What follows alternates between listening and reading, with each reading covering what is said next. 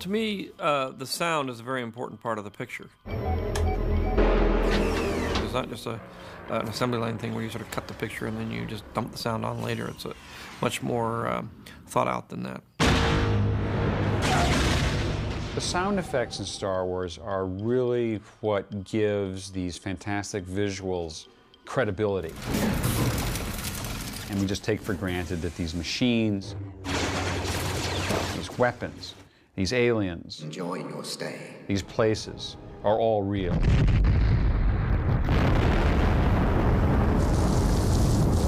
But there always had to be someone selecting or creating the sounds that would be put into the soundtrack. And there's a real legacy there. The recordings live on. You know, we have over 5,000 sounds in the Star Wars library, and I've been recording things since about 1975. And I've kind of kept a mental record of the things we've recorded, kind of a living database, I guess. Quite often I go back to the original tapes to find new material that we've never sampled before. But the stock is breaking down chemically. But we have found they can be resurrected if we place them in an oven, which warms the tapes up and will restore it so we can actually play it on one of our ancient quarter-inch tape machines. You have to learn to bake them correctly. If they're left in too long, you end up with this interesting piece of art, which used to be sound. I don't know. You can use these recordings as a inspiration sometimes for new things. I've been working with Ben Burtt, our sound designer, on episode 2 for the last couple of years, and he's the godfather of the Star Wars sound universe. Make sure 6 is done in the first part of April. Most people don't realize all the different sound elements that make up a final soundtrack of a film. Pretty rough right now. Like the Foley and the sound effects and the ADR and the production dialogue. And that process will take about a year before we get to the mix.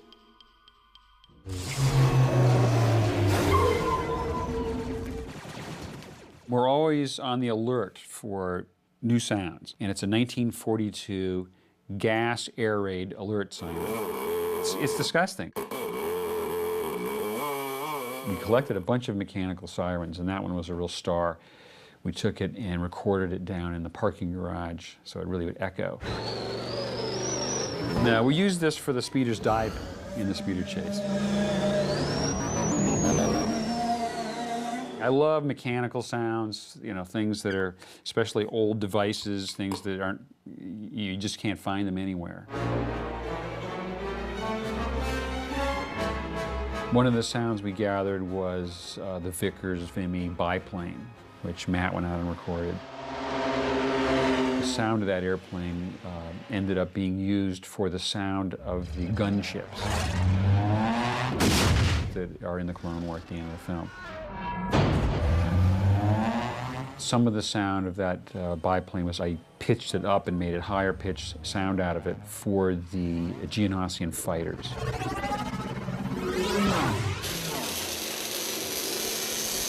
I'm the supervising sound editor. I provide him raw sound effects elements. The main thing when you're out recording is you're just going to look for something unique. Something you hear, you haven't heard it before, and you grab it and you can use it for, you know, anything.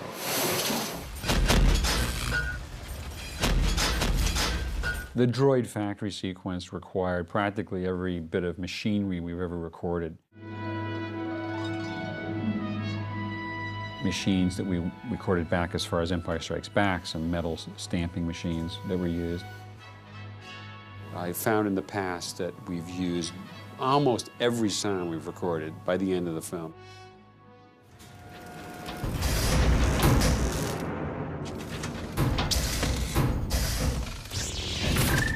All of those bits and pieces were brought into the sound design room and reworked to create new sounds out of them. I always wanted to blend the literal with the non-literal. We've made machine sounds, stamping, cutting, banging, the things you might expect with these machines. But this is a foreign, alien world. What's to say it would sound like the Ford Motor Company? It should have some otherworldly quality to it. I'm constructing this mentally as I go, so it's sort of a intensive, it's composition. The idea of using percussion, musical sounds, intermixed with the actual organic sounds of the machinery.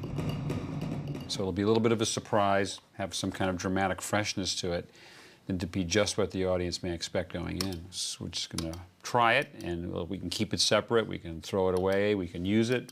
I just want to have follow through on this idea.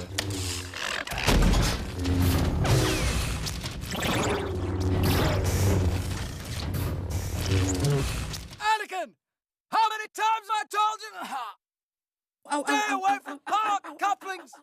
There's dialogue replacement because the set often can be very noisy. You're crazy. Slow down. If Anakin and Obi-Wan are riding in the speeder, well, there's wind machines blowing on them.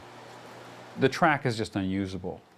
It's recorded, and then it uses a guide for the actors to come in and repeat their performances to get a clean and intelligible version of the dialogue. Has they all left to come to the ADR session yet?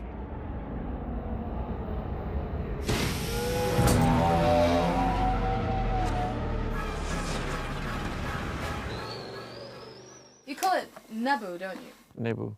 Naboo. Naboo. Naboo. Naboo. Yeah, we just do a wild take of struggles and I can cut that in. It's not like she has dialogue, remember? That's true. It's not dialogue, it's just struggling. It's just struggling. Okay. Here we go. Incredible pair of lungs there. Yeah.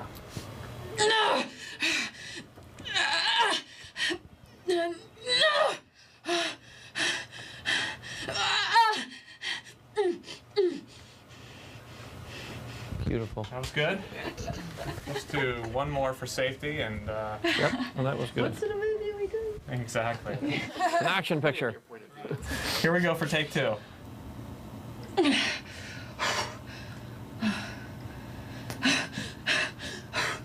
That was good. That was great. Yeah, I think we got that covered. I'm doing I Hit the Ship as well, aren't I? Yeah. Yes, it's all part of the same thing. Here we go.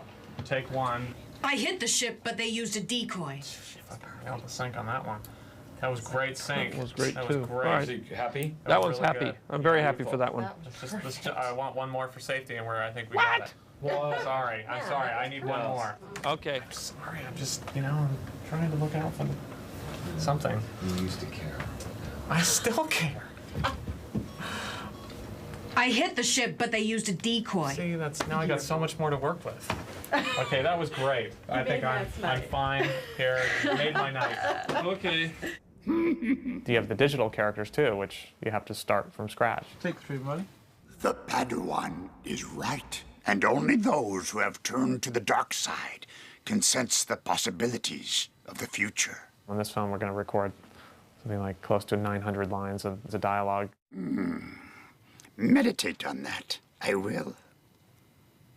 Or I must. Might as well get 3 in a row, right? Beautiful. I think that's beautiful. I don't. That was take 2 or take 1? That was take 2. Yeah. Well, take 2 is the one. So I think we've done it. Yeah. I think I can go home now. Yeah. May I present Lama Su, Prime Minister of Kamino. And this is Master Jedi Obi-Wan Kenobi. Koya? Aye. Yes? I'm just about done with spotting Lama Su here. So we're gonna need to take this. This is the composite reel you gave me from the picture department. I don't have time to send anything FedEx. If you could put it up on our internet server for Sound Firm over in Sydney, so they'll have the same media we have. And then I'll just make sure that the tie line's working, which is going halfway around the world. Okay. How far away are they? 15,000 miles? Yeah, something like that. So the actor's in Sydney, and George and I are gonna be in his theater in the main house.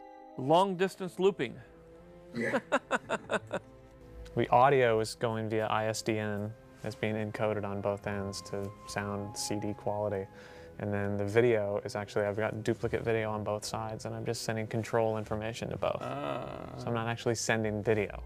Fett demanded only one thing, an unaltered clone for himself. Curious, isn't it?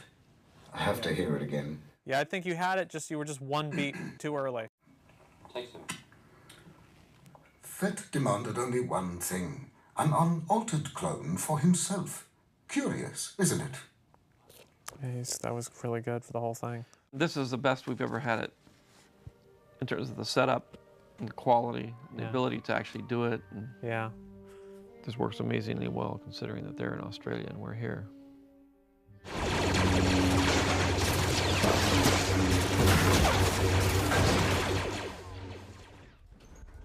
We tend to work with a smaller crew over a longer period of time compared to other feature films. We actually have a very small sound editing crew.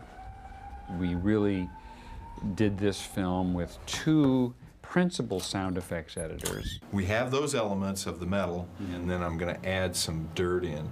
And then we still have these unrolling effects too, which are when the...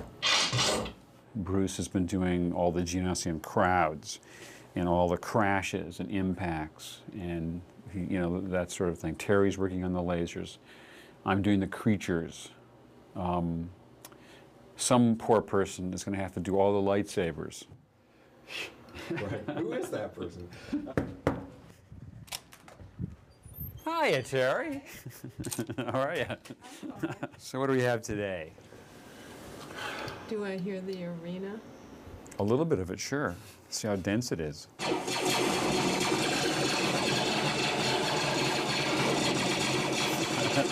No, that's not enough lasers. Wow. See, they'll probably be shooting in those marching shots. You know, I just don't know, but that's great. There'll be more lasers in this than ever before in any Star Wars movie. Density. I think so. Very good. So I'm off to my next round. Keep up the good work.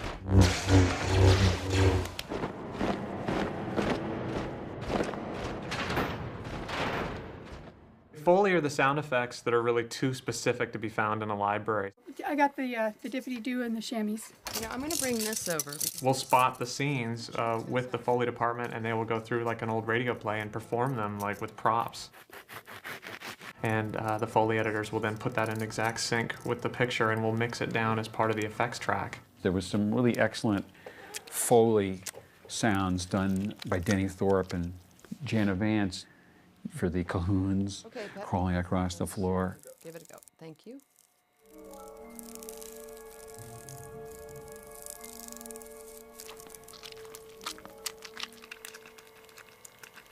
If it's asteroids exploding and, you know, rocket ships flying by, that wouldn't be us.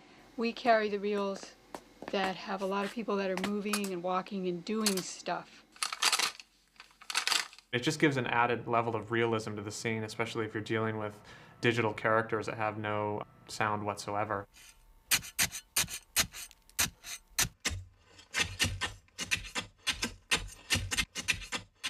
Yeah, that's really good. That's awesome. Nice job recording too, Pat. Yeah.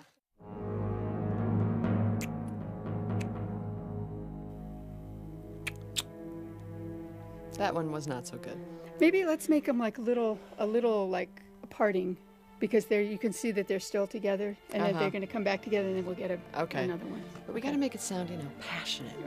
Okay, we're all set. Let's let her rip. Can't rip anymore. It's not film. Wow. Yeah, that's good. Ben, you're sweating.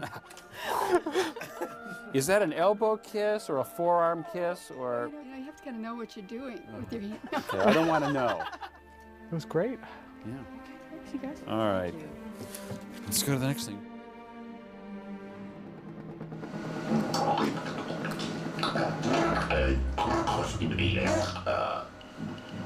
Right now I'm just trying to create some buzzy, insecty kind of sounds out of actual speech. We started out speaking English, and then we slowly changed it word at a time.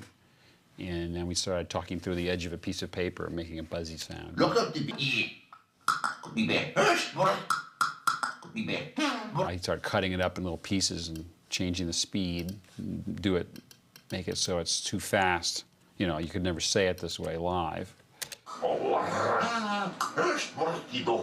We talked about the idea that since Poggle apparently has two mandibles, he has an up and down and a side to side, like a grasshopper, and that if I make this sort of buzzy thing, he would go, he would kind of do that with a funny little animation with part of his mouth it's and good. talk. It's important that this be articulate like this, Yeah. because I think it is reasonably articulate. I mean, this is the most organic in terms of it's not pitch changed or anything, so there's Right. no electronic aspect to it. He said, "We have no choice but to order our retreat." Okay, he's more emphatic So about he's it. much more emphatic about Yeah. it. But it means you need to, you should really see it. As long as you keep them not going on simultaneously. Right. Like they butt against each other, a word can form into that. It sounds great. Yeah, it's good. It's the last voice in the whole film right now for me. From here on in, it's just a giant mix.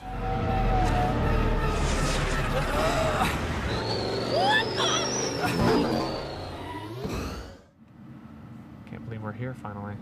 My job is to work with the editors to make sure that we get all the elements of the film, like the Foley, the sound effects, the replaced dialogue, the production dialogue, and the sound design, and to make sure that they get all of those elements into sync with the most current picture, and then we bring that to the mix. The final mix lasts for about a month on a Star Wars film. We go into a dark room every day, and we listen to every sound and every bit of music and every bit of dialogue, and we inch our way through each scene, sometimes only completing a few minutes a day. He can immediately decide whether he, wants some major changes of some sort, often tearing things apart and putting them back together a different way until we find something that really satisfies us all and will satisfy George Lucas. Gary and Ben are in charge. There isn't anybody else who has any power over here. The first day of the final is always unknown. You never know what's going to happen until you start running it all together. The whole problem is that we haven't heard, Michael's done the dialogue, he hasn't really heard everything that we've done in effects, we haven't heard the music at all, so it all... Throw it all into the pot right off the bat and then sort it out. Sometimes it's a surprise how it all sounds together. It's kind of like brainwashing in a way. You go in and you're in the dark, there's loud sounds, there's one source of light on you. The pop. Boop! Oh, everybody stood up to attention. You hear things over and over and over again.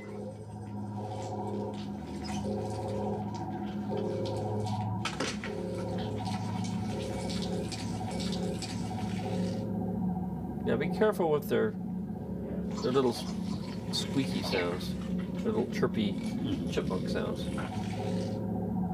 Yeah, there's some great Foley in here, but I guess you don't have Foley, do you?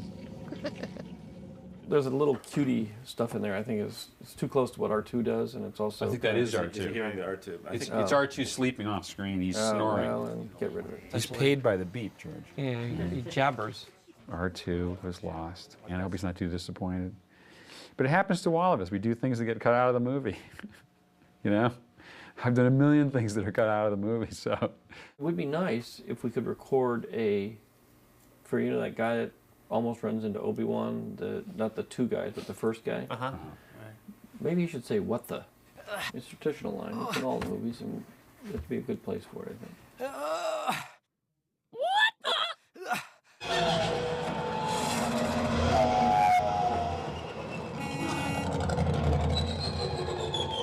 I love that horn. Oh, the beep beep. The Tucker.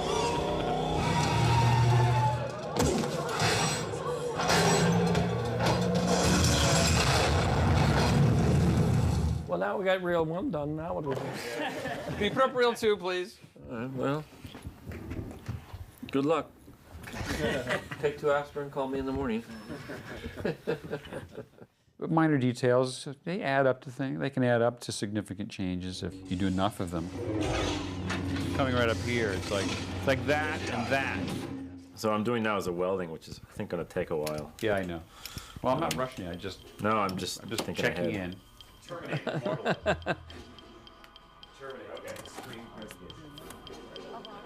Good morning, Mr. Burt. Cookies. Who's got cookies? Okay. I guess we're on effects.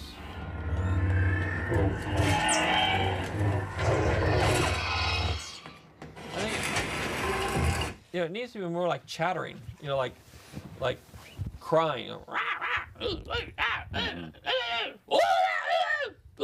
And that kind of stuff. Not this kind of. Borrow that microphone for a second?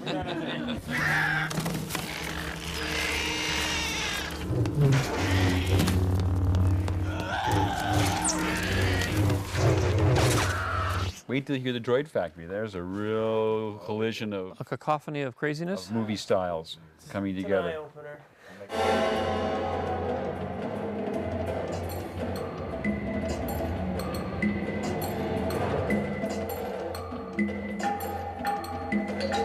Now, what do you think about this? It's a tough one. I just don't think the percussion is strong enough to withstand what's going on in there. I think we should just alternate. replace the percussion part with effects. In actuality, some of the musical sounds that I had made for the Droid Factory, the drums and things like that, were dropped, but the idea was sort of reborn in the monster fight.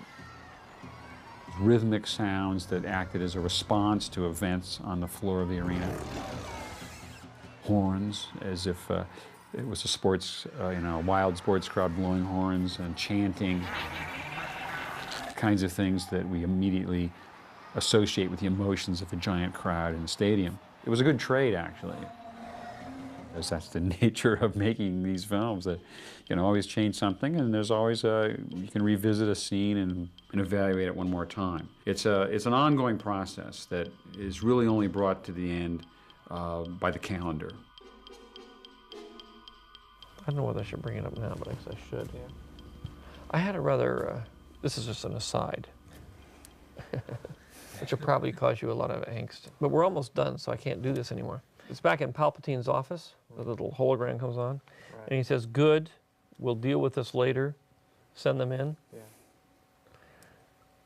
That should really be good. Send them in. We'll deal with this later. See what you can do. I'm gonna cook up some, cook up the words.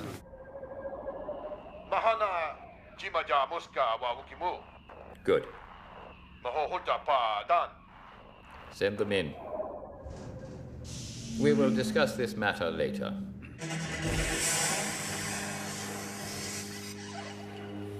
I don't think so. What is this sound? I'm not going to tell you. Actually, it's arcing. It's electrical arcing. 25 years ago. Yeah. Just seems like it's not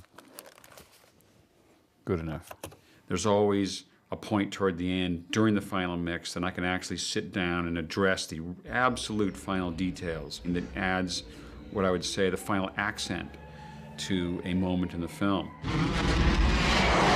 During the asteroid chase, which is basically a sound effects only sequence, it was hard to come up with a sound for the seismic charge that would have dramatic contrast to every sound that had just preceded it. It didn't occur to me until we were in the final mix, struggling with this problem, that the best solution might be to have no sound. I reasoned that all energy was pulled into it. No sound could escape. And it was only after it had detonated that somehow the energy was released and then the sound occurred. I created what I call an audio black hole.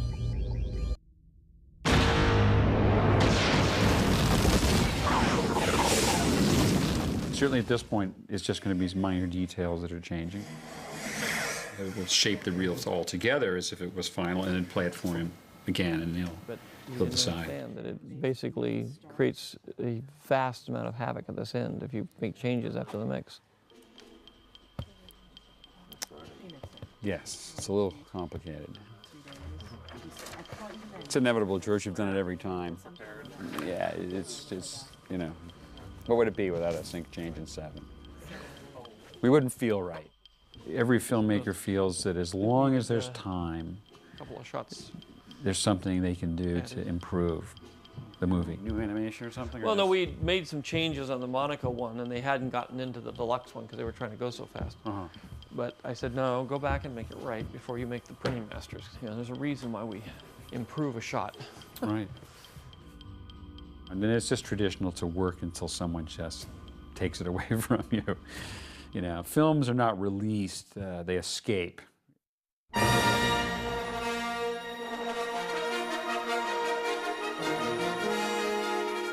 Amazing. I know. It's amazing to see it. I know, George. For It was the first time time through the whole movie. Yeah, it's like, and, this is normally what people get to see at the first rough cut screening. Yeah, I know. I cannot look at it and just sort of think of all the hours. You know, just that we've lived with this for 2 years. Yeah. And it's a matter now of meeting or not meeting expectations. That's that whole factor you can't predict. Hey, we're beyond that now. We finished right. it. It's a movie. We're done it. We did it. We did our part.